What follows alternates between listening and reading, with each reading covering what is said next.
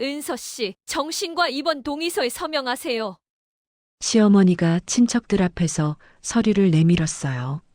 어머니, 저는 정신병이 없어요. 3번이나 아이를 잃고도 멀쩡한 사람이 어디 있어? 제정신이야? 그건 사고였잖아요. 사고? 내가 조심 못해서 그런 거지.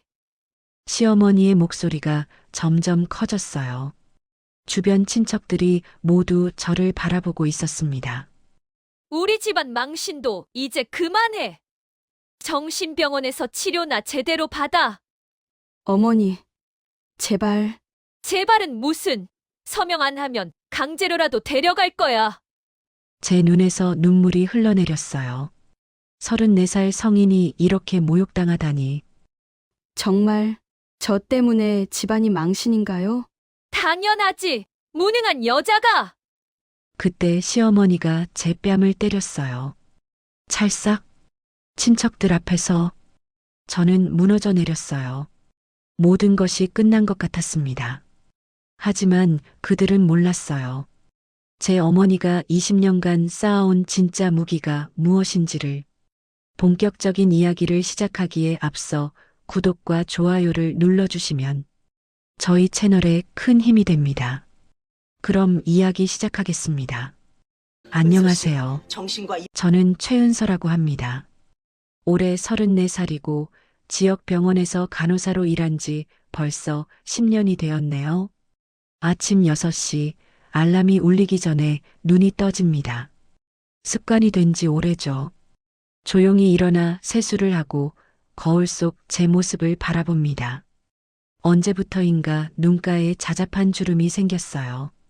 웃을 때만 보이던 주름이 이제는 평상시에도 남아 있습니다. 부엌에서 아침을 준비하며 시계를 봅니다.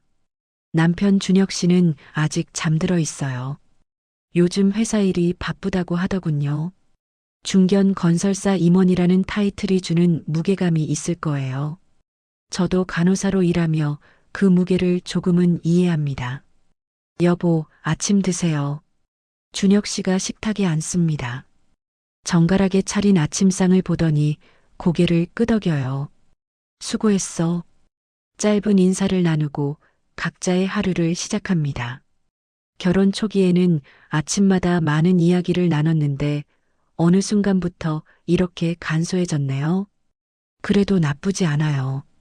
서로의 일상을 존중하는 거라고 생각합니다.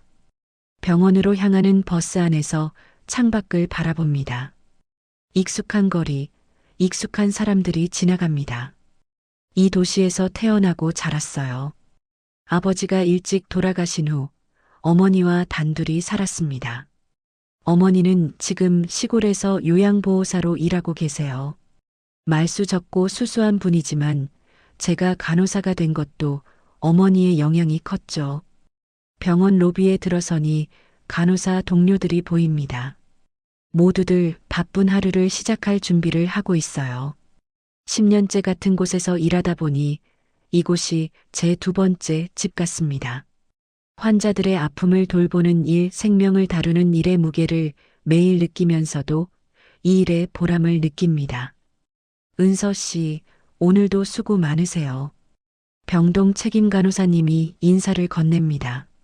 저는 정해진 업무를 차근차근 해내는 스타일이에요. 기록도 꼼꼼히 남기고 위기 상황에서도 침착하게 대처하려고 노력합니다.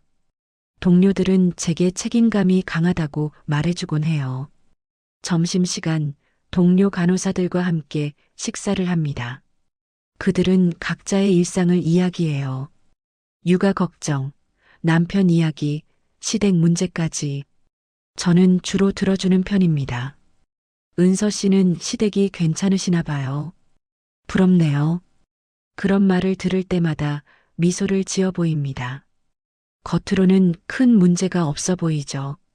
준혁 씨 가족들도 처음엔 저를 능력 있는 며느리라며 반겨주셨으니까요. 간호사라는 직업을 인정해 주시고 경제적으로도 도움이 된다고 말씀하셨어요. 그런데 결혼 생활이 길어지면서 느끼는 것이 있습니다. 처음엔 다 잘해주는 것 같았는데 어느 순간부터 숨막히기 시작했어요. 작은 것들이었어요. 명절 음식 준비할 때 저만 부엌에 서 있는 것, 시어머니의 차가워진 시선, 준혁 씨의 무관심. 오후 근무 중에 핸드폰이 울렸어요.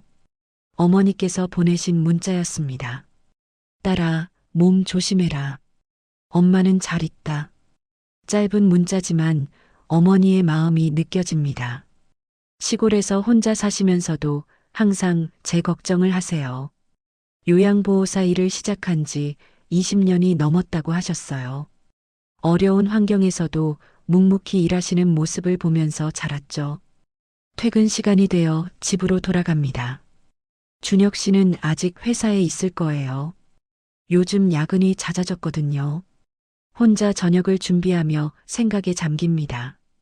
결혼 전에 그렸던 모습과 지금의 현실 사이에는 분명한 간극이 있어요. 그때 문자가 또 왔습니다. 시어머니로부터였어요. 은서야, 내일 시간 되면 집에 와라. 할 이야기가 있다. 문자를 보는 순간 가슴이 조금 답답해집니다. 무슨 일일까요? 시어머니의 목소리 톤이 평소와 달라 보여요. 뭔가 중요한 이야기가 있을 것 같은 느낌이 듭니다. 밤늦게 준혁 씨가 돌아왔어요. 피곤해 보입니다.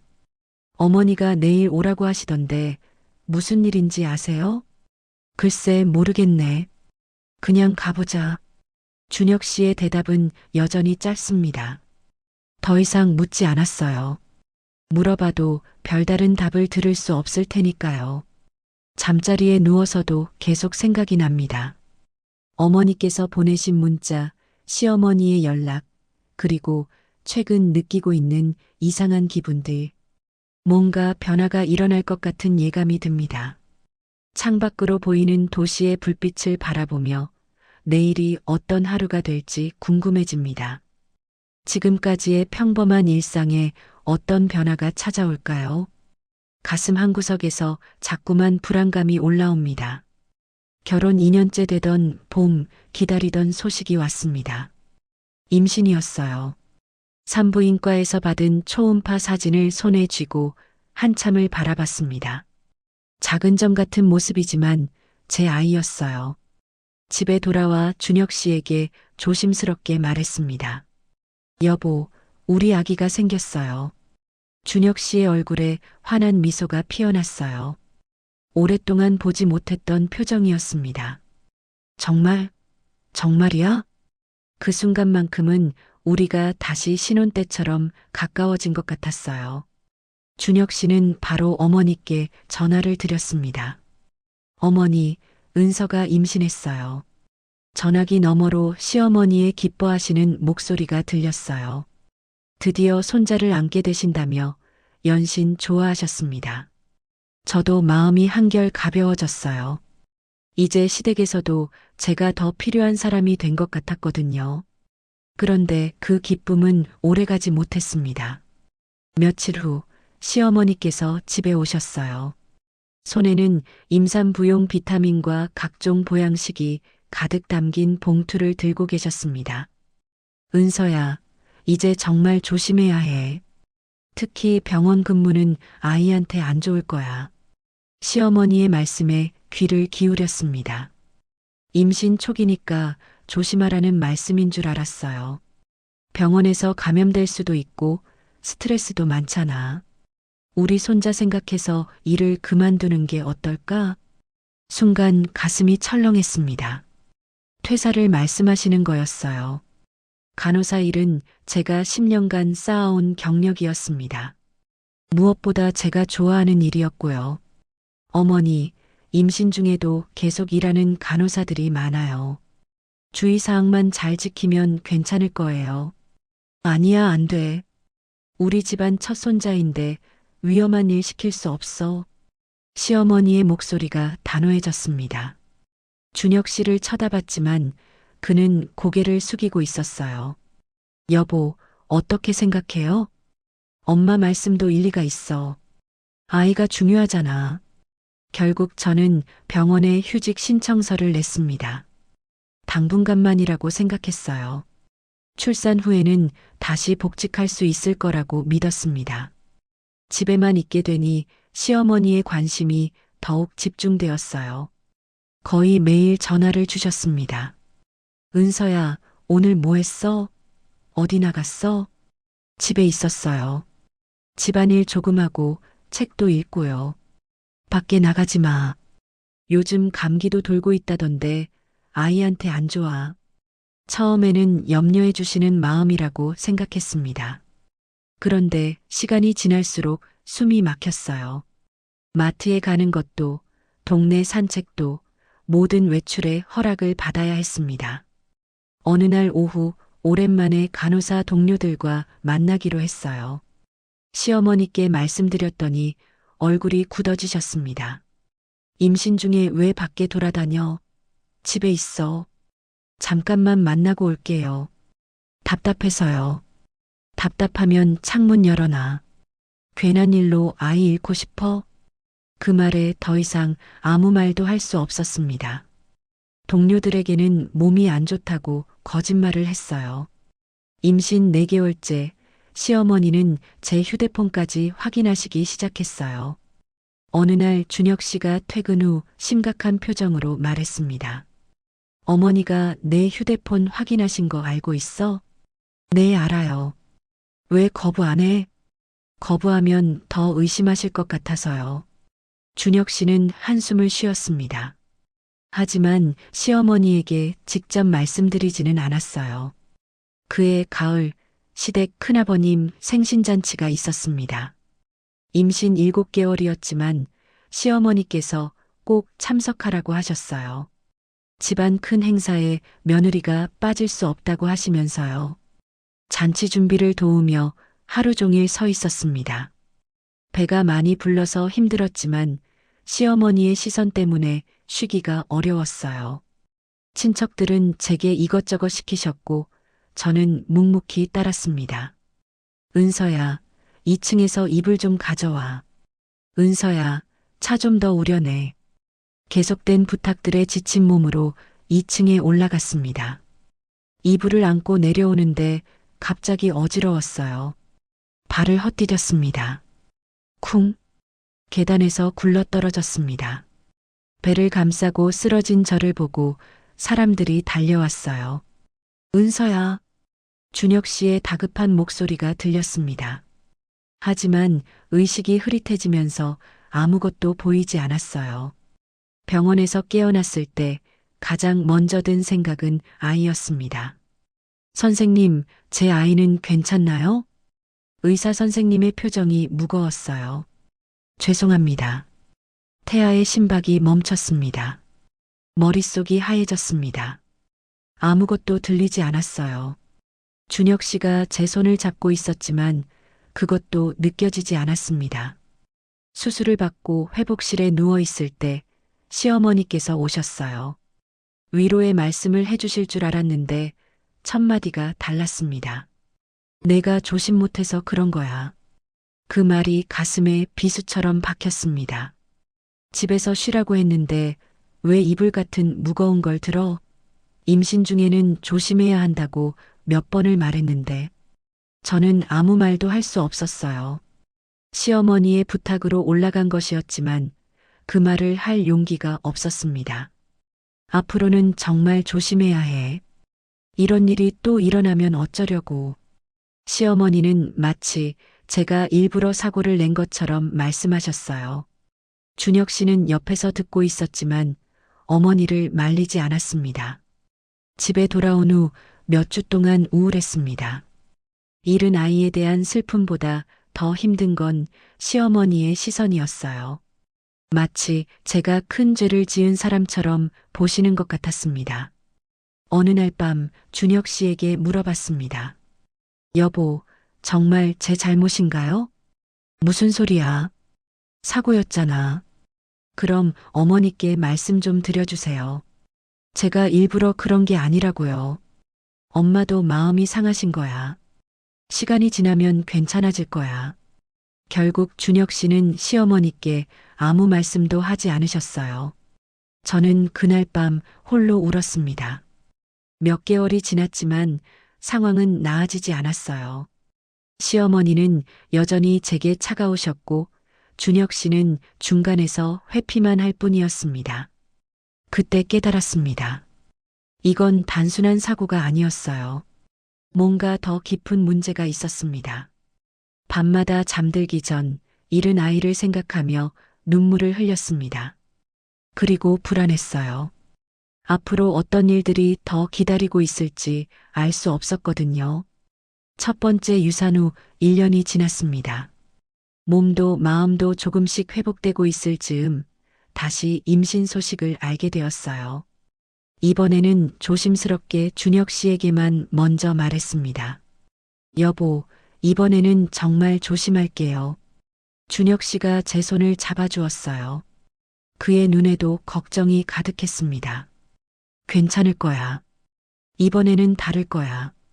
시어머니께 임신 소식을 전했을 때 예상했던 대로 반응은 복잡했어요. 기쁘면서도 걱정스러운 표정을 지으셨습니다. 은서야, 이번에는 정말 조심해야 해. 전에 일이 있었잖아. 네, 어머니. 정말 조심할게요. 이번에는 정말 모든 것을 조심했습니다. 계단 오르내리기는 물론 무거운 것 들기, 급작스러운 움직임까지 모든 걸 피했어요. 시어머니도 처음보다는 덜 까칠하게 대하셨습니다. 임신 5개월에 접어들었을 때였어요. 몸의 컨디션도 안정적이었고 정기 검진에서도 이상 소견이 없었습니다. 조금씩 안도감이 생겼어요. 그날은 토요일이었습니다. 준혁 씨는 골프 모임으로 나갔고 저는 집에서 간단한 청소를 하고 있었어요. 시어머니께서 갑자기 오셨습니다. 은서야, 집에 있구나. 갑자기 생각나서 왔어. 어머니, 어서 오세요. 차 끓여드릴게요. 부엌에서 차를 준비하는데 시어머니께서 욕실 청소를 해주신다고 하셨어요.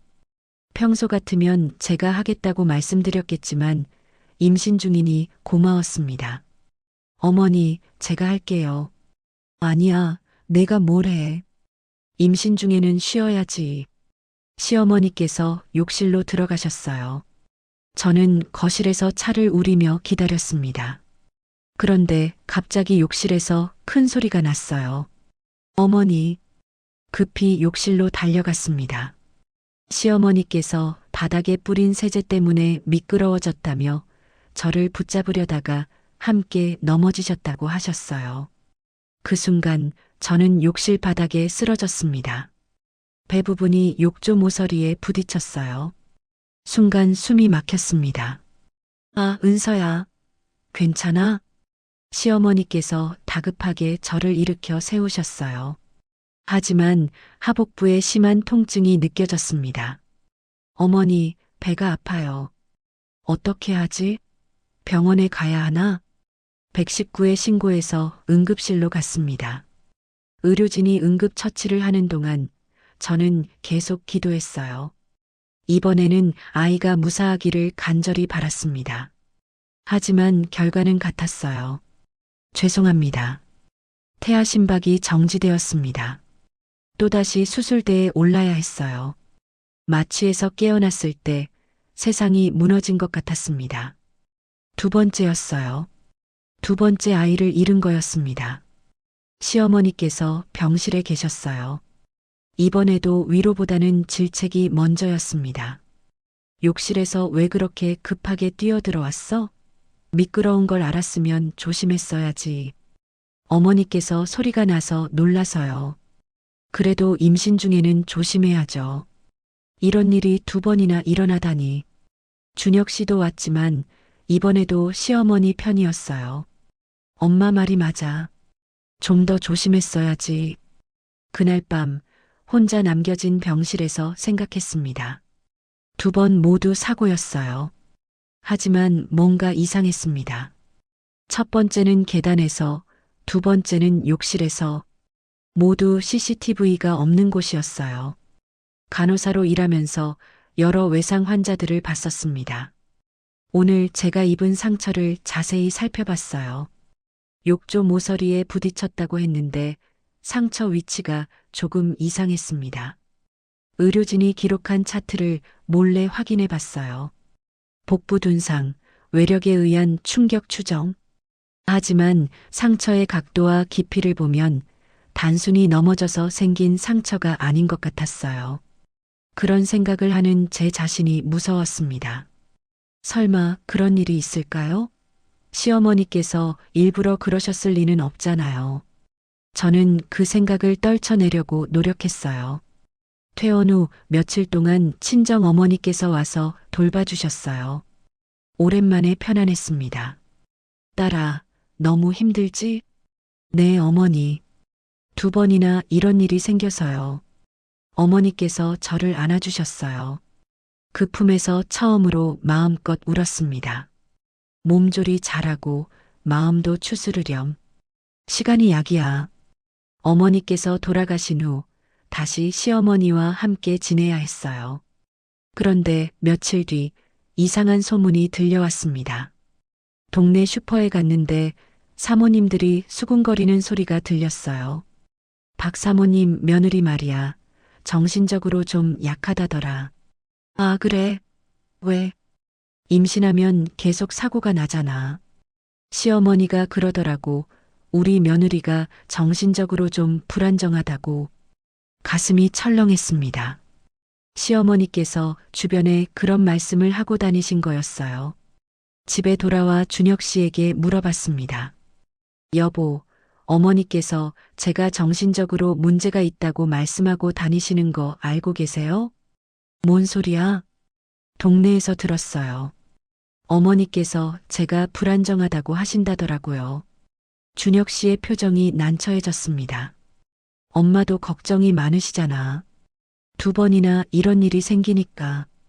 그렇다고 제가 정신적으로 문제가 있는 사람인 것처럼 말씀하시는 건 너무하지 않나요? 엄마 말 좀 들어. 내가 조심 좀 하면 되잖아.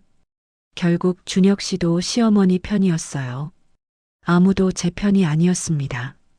그날 밤 혼자 침실에서 2번의 사고를 다시 떠올려 봤어요. 의학적 지식으로 봤을 때 분명히 이상한 점들이 있었습니다. 하지만 누구에게도 말할 수 없었어요. 말하면 정말 제가 이상한 사람이 될 것 같았거든요. 시어머니를 의심하는 며느리, 피해망상에 빠진 여자로 취급받을 게 뻔했어요. 창밖을 바라보며 생각했습니다. 정말 제가 예민해진 걸까요? 아니면 실제로 뭔가 있는 걸까요? 불안감이 밀려왔습니다. 앞으로 또 임신을 하게 된다면 또 같은 일이 일어날까요? 그리고 그때도 모든 책임을 제게 돌릴까요? 어둠 속에서 혼자 남겨진 기분이었어요. 누구도 제 이야기를 믿어주지 않을 것 같았고 누구에게도 털어놓을 수 없는 의심들만 마음속에 쌓여갔습니다. 2번째 유산 후 8개월이 지난 어느 날 다시 임신 소식을 확인했습니다. 이번에는 더욱 조심스러웠어요. 병원에서 초음파를 봤는데 의사 선생님이 놀라운 말씀을 해주셨습니다. 축하합니다. 쌍둥이에요. 2개의 작은 심장 소리가 들렸습니다. 2 아이가 함께 자라고 있었어요. 기쁨과 동시에 더 큰 걱정이 몰려왔습니다. 집에 돌아와 준혁 씨에게 조심스럽게 말했어요. 여보, 이번에는 쌍둥이에요. 준혁 씨의 얼굴에도 복잡한 감정이 스쳤습니다. 기쁘면서도 불안해하는 표정이었어요. 시어머니께 소식을 전했을 때 처음에는 기뻐하시는 것 같았습니다.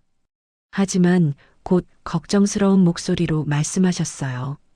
은서야, 이번에는 정말 조심해야 해. 2명이나 되니까 더 위험할 거야. 네, 어머니. 정말 조심할게요. 그런데 며칠 후부터 시어머니의 태도가 이상해졌어요.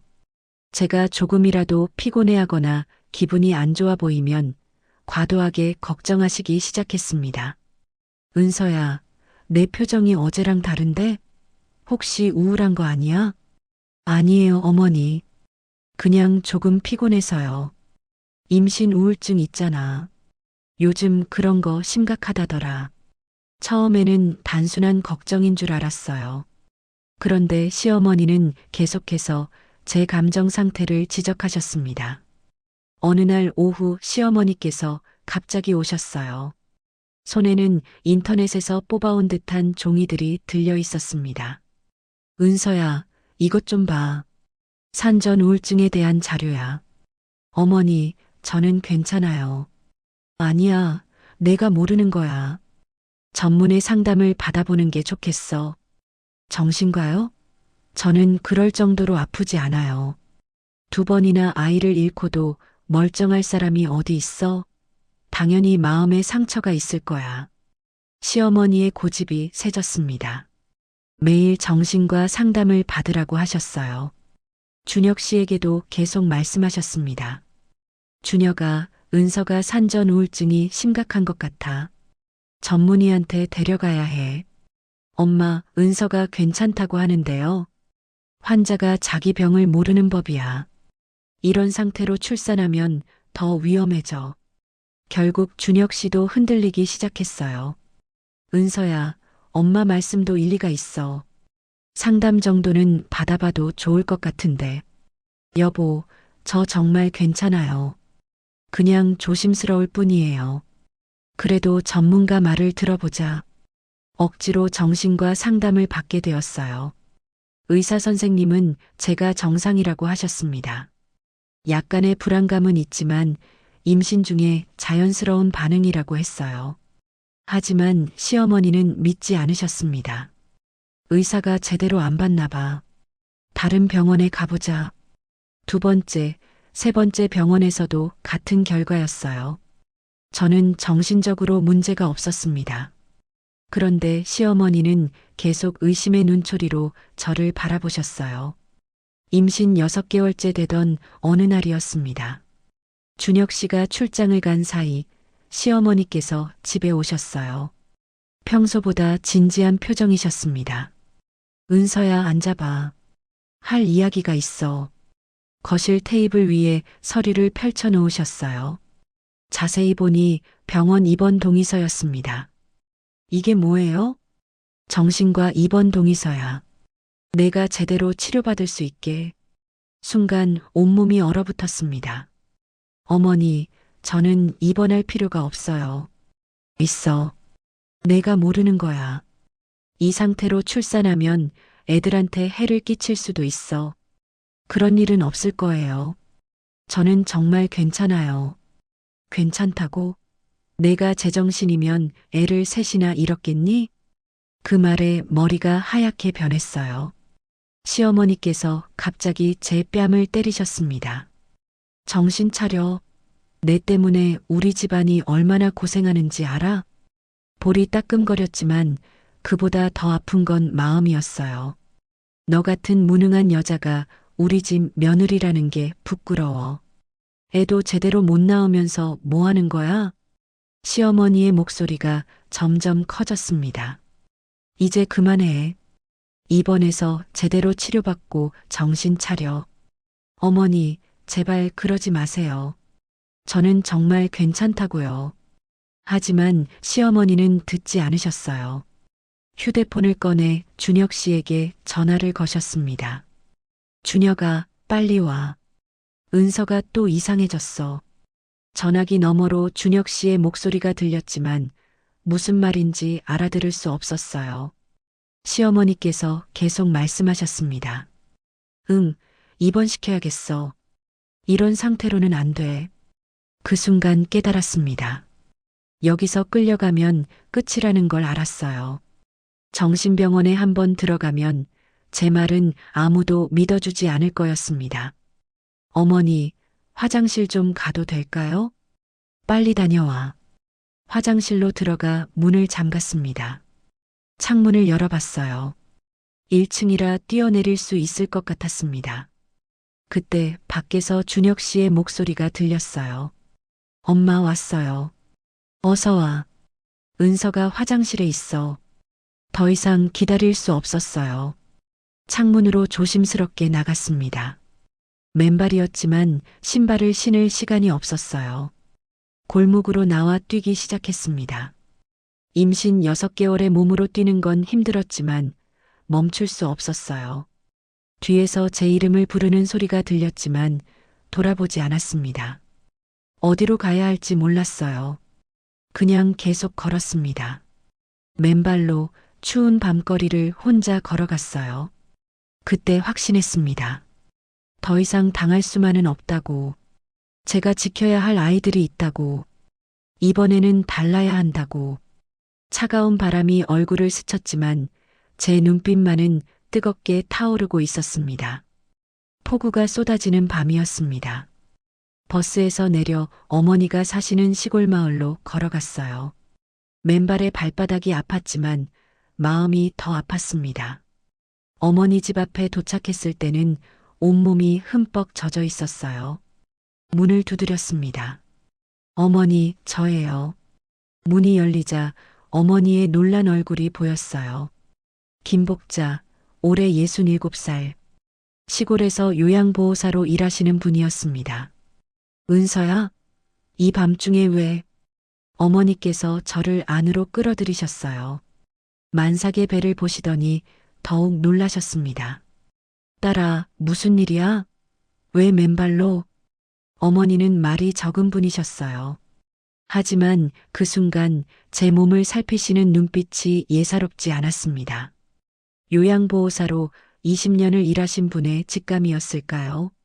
어머니, 저 좀 재워주세요. 그럼 당연하지. 일단 옷부터 갈아입어. 어머니께서 수건과 마른 옷을 가져다 주셨어요. 옷을 갈아입으면서 거울을 봤는데 제 모습이 처참했습니다. 손목에는 붉은 자국이 있었고 팔뚝 곳곳에 멍이 들어 있었어요. 거실로 나왔을 때 어머니께서 따뜻한 차를 준비해 놓으셨어요. 그리고 제 손목을 자세히 보셨습니다. 어머니의 눈이 날카로워졌어요. 20년간 요양 현장에서 일하신 경험이 있으셨거든요. 학대받은 노인분들을 많이 보셨을 거예요.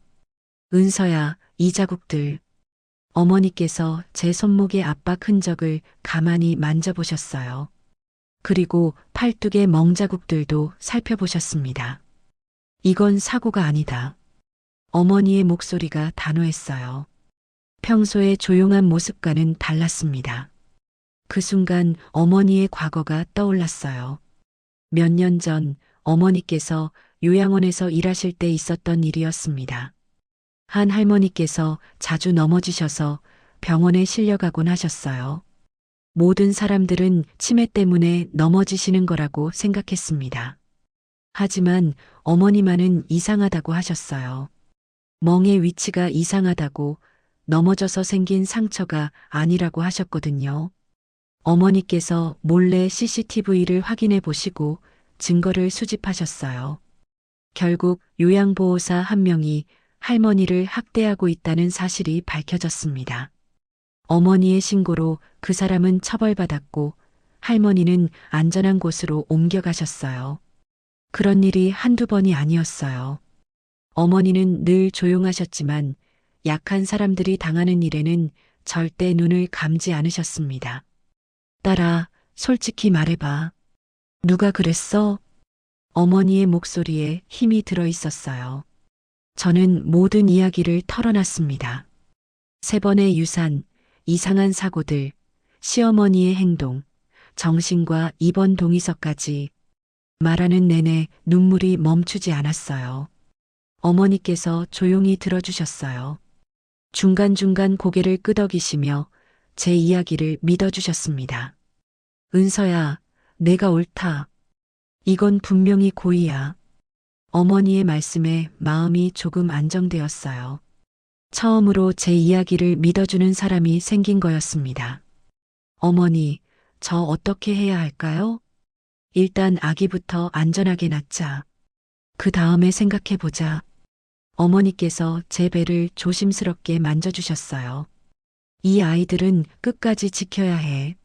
내가 지켜주지 않으면 누가 지켜주겠어? 그날 밤 어머니 품에서 처음으로 편안히 잠들었어요. 오랫동안 느끼지 못했던 안정감이었습니다. 새벽에 일어나서 창밖을 봤어요. 비가 그쳤고 맑은 하늘이 보였습니다. 어머니께서 아침을 준비하고 계셨어요. 어머니, 지금까지 고생 많으셨어요. 무슨 소리야? 우리 딸 힘들 때 도와주는 게 당연하지. 어머니의 등을 보며 생각했습니다. 20년간 요양 현장에서 약한 사람들을 지켜오신 분이었어요. 조용해 보이지만 가장 많은 걸 보고 사신 분이었습니다. 그리고 저도 어머니의 딸이었어요. 더 이상 당하고만 살 수는 없었습니다. 뱃속의 아이들이 움직이는 게 느껴졌어요. 이 아이들을 지키기 위해서라도 이제는 싸워야 했습니다. 다음 날 아침 어머니께서 오래된 서류함을 꺼내셨어요. 20년간 요양보호사로 일하시면서 모아두신 자료들이었습니다. 딸아, 어머니가 뭐라는 사람인지 알아? 어머니의 눈빛이 달라졌어요. 평소의 조용한 모습과는 완전히 다른 모습이었습니다. 서류함 안에는 각종 기록들이 정리되어 있었어요.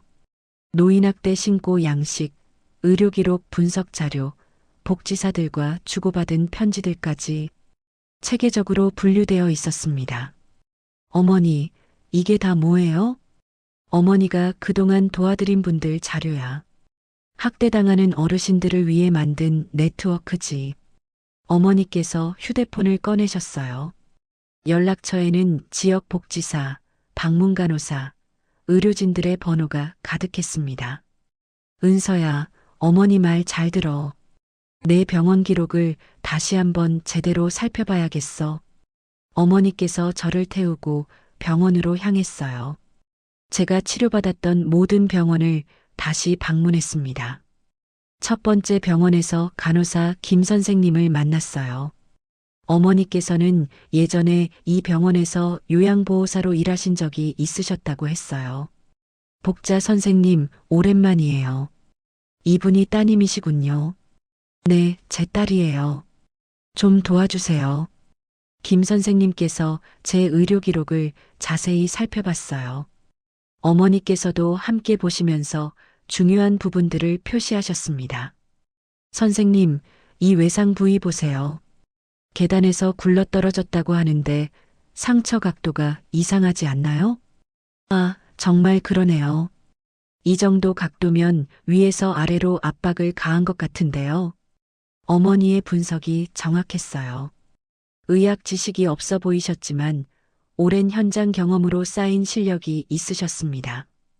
두 번째 병원에서도 마찬가지였어요. 욕실 사고라고 했던 상처들을 다시 살펴보니 단순한 미끄럼 사고가 아니었습니다. 딸아, 이것 봐. 복부 타박상 위치가 너무 정확해. 태아에게 가장 치명적인 부위를 노린 것 같아. 소름이 돋았어요. 어머니 말씀이 맞다면 정말 고의적인 행동이었을 가능성이 높았습니다.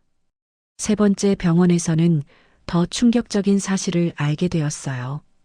응급실 기록을 보니 사고 시간과 119 신고 시간 사이에 공백이 있었습니다. 어머니 사고 나고 1시간 뒤에 신고했다고 되어 있어요. 그 1시간 동안 뭘 했을까? 증거인멸? 어머니께서 노트에 모든 내용을 기록하셨어요. 사고 일시, 장소, 상처 부위, 신고 시간까지 꼼꼼히 정리하셨습니다. 그 다음 날 어머니께서 예상치 못한 곳으로 저를 데려갔어요. 지역 사회복지관이었습니다. 복자 선생님, 어떻게 오셨어요? 복지관 과장님께서 어머니를 반갑게 맞아주셨어요. 어머니께서는 이곳에서도 자원봉사를 하고 계셨다고 했어요. 과장님, 제 딸 일인데 좀 도와주세요. 과장님께서 저희 이야기를 들어주셨어요. 그리고 놀라운 정보를 알려주셨습니다. 정신과 강제 입원 동의서요? 그건 법적으로 문제가 많아요. 배우자와 직계 가족의 동의가 있어야 하는데 시어머니 혼자서는 불가능합니다. 그럼 어떻게 그런 서류를 준비한 거죠? 아마 특정 의사와 미리 약속이 되어 있었을 겁니다. 요즘 그런 경우가 종종 있어요. 과장님께서 더 자세한 설명을 해주셨어요. 일부 정신과 의사들이 돈을 받고 거짓 진단서를 써주는 경우가 있다고 했습니다. 혹시 어느 병원이었는지 알 수 있나요? 제가 기억하는 병원 이름을 말씀드렸더니 과장님의 표정이 굳어졌어요. 아, 그 병원이요? 거기는 이미 문제가 많은 곳이에요. 몇 번 신고가 들어온 적이 있습니다. 어머니께서 메모를 하시며 물어보셨어요. 혹시 다른 피해 사례도 있나요? 네, 몇 건 더 있어요. 주로 가족 간 갈등에서 한쪽이 상대방을 정신병원에 보내려고 할 때 이용하더라고요. 집에 돌아와서 어머니께서 모든 자료를 정리하셨어요. 의료 기록, 사고 분석, 법적 문제점까지 체계적으로 정리하신 모습을 보니 놀라웠습니다. 어머니, 이런 일을 어떻게 다 하세요? 딸아, 어머니가 20년 동안 뭘 했는지 알아? 약한 사람들 편에서 싸워온 거야. 어머니께서 낡은 앨범을 꺼내셨어요. 그 안에는 신문 기사들이 스크랩되어 있었습니다. 요양원 학대 첫 고발한 요양보호사, 노인학대 신고로 가해자 처벌 이끌어, 지역사회 복지 향상에 기여한 시민, 모두 어머니에 대한 기사들이었어요. 저는 어머니가 이런 일들을 하고 계신다는 걸 전혀 몰랐습니다. 어머니께서 이런 분이셨구나. 딸아, 돈도 권력도 없어도 할 수 있는 일이 있어. 바로 기록하고 연결하는 거야. 어머니께서 다시 휴대폰을 꺼내셨어요. 그리고 여러 사람들에게 연락을 하기 시작하셨습니다. 여보세요, 김복지사님? 저 복자예요. 제 딸 일인데 도움이 필요해서요. 박 간호사님, 안녕하세요. 혹시 시간 되시면 의료 기록 좀 봐주실 수 있을까요? 하나하나 전화를 거시는 어머니의 모습이 당당해 보였어요. 20년간 쌓아온 신뢰와 네트워크가 있었기 때문이었습니다. 다음 날 아침 어머니께서 중요한 발견을 하셨어요. 은서야, 이것 좀 봐. 내 시어머니가 그 정신과 병원에 여러 번 갔다 온 기록이 있어. 어떻게 알아내셨어요? 복지관에서 도와줬어. 의료보험 기록을 보니 최근 몇 달간 그 병원을 자주 드나들었더라고.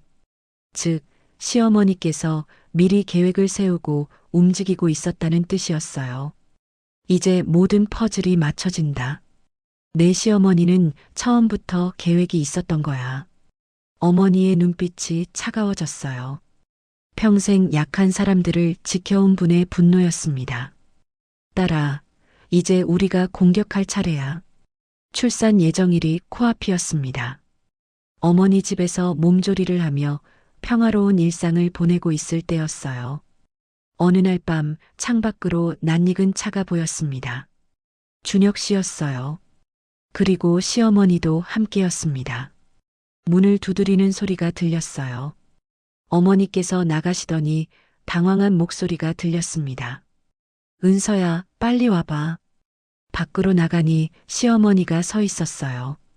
표정이 예전과 달랐습니다. 초조하고 다급해 보였어요. 은서야, 집에 가자. 아기 낳을 시간이 됐잖아.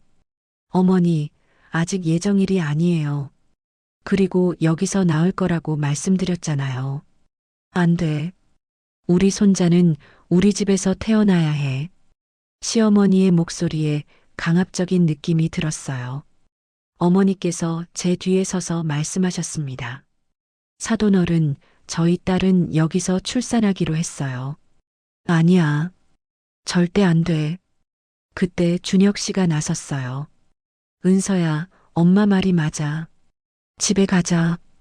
여보, 저는 여기서 편안하게 지내고 있어요. 편안하면 뭘 해? 아이는 우리 집에서 낳아야지. 준혁 씨까지 시어머니 편을 들자 분위기가 험악해졌어요. 어머니께서 한 걸음 앞으로 나서셨습니다. 사돈, 딸아이가 원하지 않는다고 하는데 당신이 뭘 안다고 나서는 거야? 시어머니의 말투가 거칠어졌어요. 그동안 숨기고 있던 본 모습이 드러나는 순간이었습니다. 내 며느리고 내 손자인데 내가 결정할 거야. 며느리도 사람입니다. 강제로 데려갈 수는 없어요. 어머니와 시어머니 사이에 기싸움이 팽팽했어요. 그런데 갑자기 배에 통증이 시작됐습니다. 아, 아파요. 뭐야? 벌써 아기가 나오려고 하나? 시어머니의 표정이 더욱 급해졌어요. 그럼 더욱 빨리 가야지. 차에 타. 하지만 어머니께서 막아서셨어요. 안 됩니다. 이 상태로는 멀리 갈 수 없어요. 가까운 병원부터 가야 해요. 어머니께서 이미 119에 신고를 하고 계셨어요. 그리고 동시에 제가 준비해둔 연락처들로 전화를 거셨습니다. 여보세요, 김복지사님? 긴급 상황이에요. 박 간호사님, 지금 당장 도움이 필요해요. 어머니의 네트워크가 즉시 가동됐어요. 시어머니가 저를 강제로 데려가려는 상황을 신고하신 거였습니다. 구급차가 도착했을 때 경찰차도 함께 왔어요. 여성가족부에서 파견된 상담사도 급히 달려왔습니다. 무슨 일입니까? 경찰관이 물어봤어요. 임산부를 강제로 데려가려고 합니다. 어머니께서 상황을 설명해 주셨어요. 본인 의사는 어떻습니까? 경찰관이 저에게 물어봤어요. 진통이 심해지는 중에도 분명히 대답했습니다. 저는 여기서 출산하고 싶어요. 강제로 데려가려는 거예요. 그럼 병원으로 먼저 가시죠. 나머지는 나중에 처리하겠습니다. 구급차 안에서 어머니가 제 손을 잡아주셨어요. 괜찮다, 딸아. 이제 안전해. 병원에 도착했을 때는 이미 진통이 본격적으로 시작된 상태였어요. 분만실로 들어가면서 마지막으로 본 것은 시어머니의 당황한 얼굴이었습니다. 출산은 힘들었어요. 조산이었거든요. 첫째 아이는 안타깝게도 숨을 쉬지 못했습니다. 하지만 둘째는 건강하게 태어났어요. 축하합니다. 건강한 남자아이예요. 의사 선생님의 말씀에 눈물이 났어요. 한 아이는 잃었지만 한 아이는 지켜낸 거였어요. 수술실에서 나왔을 때 복도에는 여러 사람들이 기다리고 있었어요. 어머니, 기자들, 그리고 여성단체 관계자들까지 있었습니다. 며칠 후 뉴스에서 저희 이야기가 보도되었어요. 정신질환 조작으로 며느리 학대한 시댁, 강제 입원 시도로 재산 독식 노린 시어머니 구속, 20년 경력 요양보호사 어머니의 증거 수집으로 진실 밝혀져 시어머니는 결국 구속되었어요. 가정폭력, 강요, 사기 등의 혐의로 기소되었습니다. 시어머니와 짜고 거짓 진단서를 써준 정신과 의사도 면허 취소 처분을 받았어요. 재판 과정에서 모든 진실이 밝혀졌습니다. 3번의 유산이 모두 고의적인 학대의 결과였다는 것, 정신과 강제 입원을 통해 저를 무력화시키려 했다는 것까지 말이에요. 준혁 씨는 이혼을 요구했고 법원에서는 시어머니의 접근 금지 명령도 내렸습니다. 마지막 재판이 끝나고 법원 앞에서 시어머니가 저에게 다가왔어요. 초라한 모습이었습니다. 은서야, 미안해. 정말 미안해. 처음으로 사과하는 모습이었어요. 하지만 너무 늦었습니다. 어머니, 이제 그만하세요. 제발 용서해줘. 나도 모르게 그렇게 됐어. 시어머니가 무릎을 꿇고 울었어요. 하지만 저는 더 이상 그 눈물에 흔들리지 않았습니다. 어머니, 저는 용서보다 제 삶을 먼저 살겠습니다. 그 말을 남기고 어머니와 함께 법원을 떠났어요. 아기를 품에 안고 새로운 삶을 시작했습니다. 어머니와 함께 시골에서 작은 카페를 차렸어요. 요양보호사 일도 계속하시면서 저는 카페 운영을 도왔습니다. 가끔 찾아오는 손님들에게 커피를 내려드리며 평범한 일상을 살아갔어요.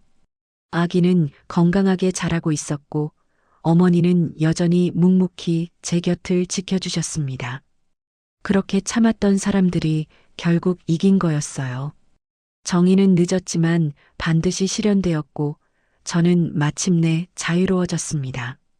창밖으로 보이는 들판에서 바람이 불어왔어요. 따뜻하고 평화로운 바람이었습니다. 이제 정말로 새로운 시작이었어요. 1년이 흘렀습니다. 바닷가 작은 마을에 자리 잡은 지 이제 10달째였어요. 아침 6시 창밖으로 들리는 파도 소리에 눈을 떴습니다. 옆에서 자고 있는 아이의 고른 숨소리가 들려왔어요. 건강하게 잘 자라고 있는 우리 아이였습니다. 부엌에서 어머니가 아침을 준비하고 계셨어요. 김복자 어머니는 이곳에서도 여전히 바쁘게 지내고 계셨습니다. 딸아, 일어났구나. 오늘 병원 가는 날이지? 네, 어머니. 새로운 환자분이 오신다고 하셨어요. 저는 지역 병원에 복직했어요. 하지만 예전과는 다른 일을 하고 있었습니다. 학대 피해자 전담 간호사였어요. 제가 겪었던 일들이 다른 사람들을 도울 수 있는 경험이 된 거였죠. 어머니는 오늘 센터에 가세요? 그래. 새로운 신고가 몇 건 들어왔어. 어머니께서는 노인 여성 학대 기록 지원센터를 설립하셨어요. 20년 넘게 쌓아오신 경험과 네트워크를 바탕으로 만든 곳이었습니다. 학대받는 사람들의 증거를 체계적으로 수집하고 법적 대응을 도와주는 일을 하고 계셨어요. 아침을 먹으며 창밖을 바라봤어요. 바다가 보이는 이 작은 집이 참 마음에 들었습니다. 평화롭고 조용했어요. 엄마 봐. 아이가 바다를 가리키며 웃었어요. 이제 돌이 지나서 간단한 말들을 하기 시작했습니다. 그래, 바다야. 예쁘지? 아이를 안고 베란다로 나갔어요. 푸른 바다와 하얀 파도가 끝없이 펼쳐져 있었습니다. 병원에 출근해서 첫 번째로 만난 분은 60대 여성이었어요. 며느리에게 학대를 당하고 있다고 하셨습니다. 간호사님, 누구에게도 말하지 못했어요. 창피해서요. 괜찮아요. 여기서는 안전해요. 천천히 말씀해 주세요. 저는 그분의 이야기를 들어드렸어요. 어디선가 들어본 것 같은 이야기였습니다. 가족이라는 이름으로 가해지는 폭력, 참아야 한다는 강요, 혼자라는 절망감. 할머니, 잘못은 할머니가 아니라 그들에게 있어요. 정말 그럴까요? 네, 확신해요. 제 경험을 바탕으로 그분을 도와드렸어요. 증거 수집 방법, 신고 절차, 법적 대응 방법까지 차근차근 설명해 드렸습니다. 오후에는 어머니의 센터에 들렀어요. 작은 사무실이었지만 여러 사람들이 드나들고 있었습니다. 복자 선생님, 안녕하세요. 아, 이서진 변호사님. 오늘도 오셨네요. 어머니와 함께 일하는 변호사님이셨어요. 학대 사건 전담 변호사로 유명한 분이었습니다. 은서 씨도 왔구나. 요즘 병원 일은 어때? 보람 있어요. 제가 겪은 일이 다른 분들께 도움이 되고 있어요. 센터 벽에는 여러 감사 편지들이 붙어 있었어요. 어머니의 도움으로 문제를 해결한 분들이 보내신 것들이었습니다. 저녁 무렵 집으로 돌아왔어요. 아이가 어머니와 함께 베란다에서 놀고 있었습니다. 딸아, 어떤 하루였어? 의미 있는 하루였어요. 어머니는요? 나도 마찬가지야. 오늘 한 분이 용기를 내서 신고하셨어. 저희는 나란히 앉아 차를 마셨어요. 바다에서 불어오는 바람이 시원했습니다.